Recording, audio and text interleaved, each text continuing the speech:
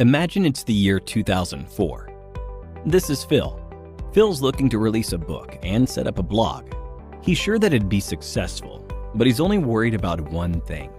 He doesn't know how to ensure that his book reaches the right target audience who could enjoy his book.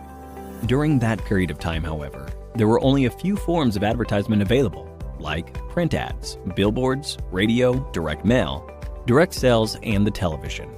All of these options were pretty expensive. Their effectiveness couldn't be accurately determined, and they didn't let him advertise his content to the appropriate audience. Phil's book would never find the audience it deserved. Now, let's have a look at the same scenario in the present day.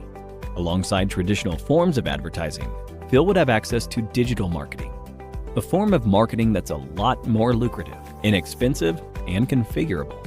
Marketing that would enable marketers to advertise their audience digitally using channels like search engines, websites, social media platforms, emails, etc. Among these types, social media marketing caught Phil's eye. Social media marketing would give Phil the opportunity to take advantage of social media platforms to advertise his content to a highly targeted audience. It would help more people learn about his book, increase the interaction with his audience. It's relatively inexpensive, unless he goes into advertising, and will help him get marketplace insights that might help in understanding his audience preferences better.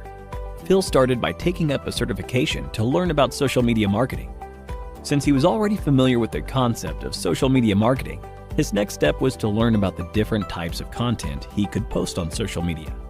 Some of the most common forms of content that Phil could post would be images, text posts, polls, and videos.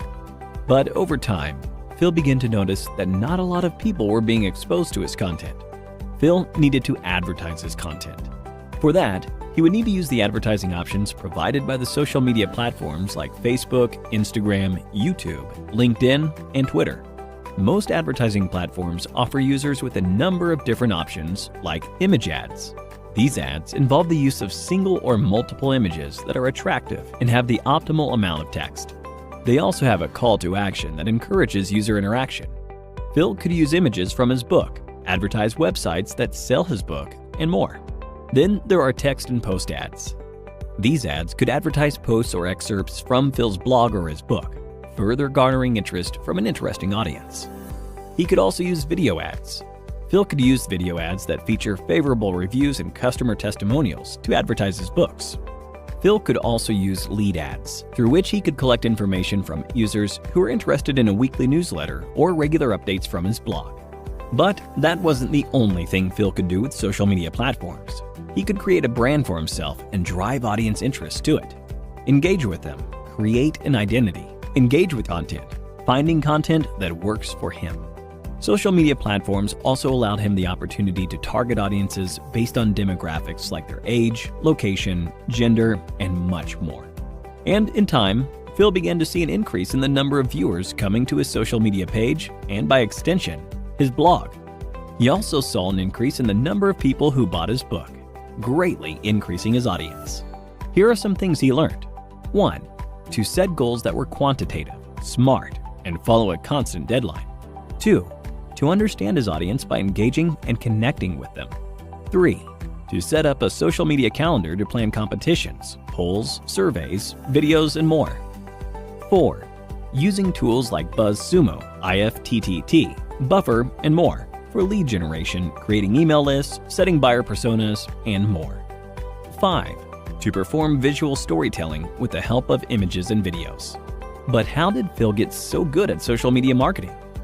Before we find the answer to that question, let's have a look at a quiz. What can you do with social media marketing? A. Create a brand for yourself. B. Engage with an audience. C. Target users based on demographics. D. All of the above. Choose the right answer and have a chance to win an Amazon voucher. Now back to our question. How did Phil get so good at social media marketing? Phil had taken up Simplilearn's digital marketing course. It was thanks to this course that Phil had the skills and training to get good at social media marketing. And now, you can too, by clicking on the top right corner. And with that, we've given you an introduction to all the major concepts of social media marketing. We hope you enjoyed this video. If you did, a thumbs up would be really appreciated.